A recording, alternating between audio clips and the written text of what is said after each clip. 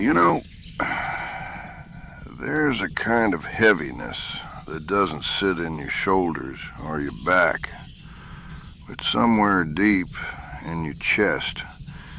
It doesn't come from lifting too much, it comes from holding on too long.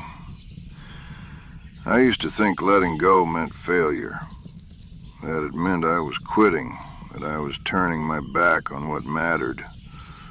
But the truth is gentler than that. There was a time I kept fixing an old fence out back, not because it needed to stand, but because I couldn't stand the thought of leaving it undone. Every weekend I'd hammer a board, tighten a nail, patch a spot. But the wood was tired, and so was I. One evening I just stopped. Leaning on that post, I realized sometimes the fence ain't worth finishing. Sometimes the work we keep doing is only keeping us from rest. Letting go, it isn't abandonment. It's trusting that some things can live without your hands on them.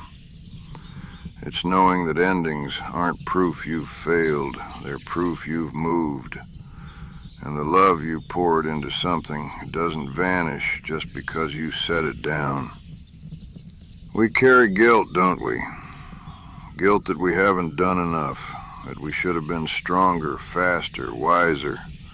But friend, life isn't a list you've got to check off before sundown.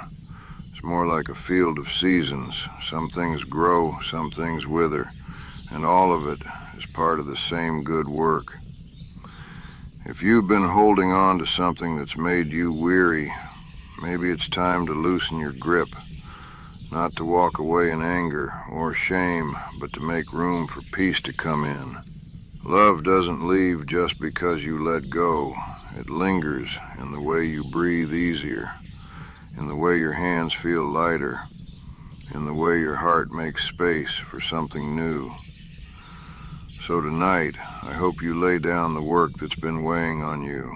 I hope you find rest in the truth that you've done enough for now.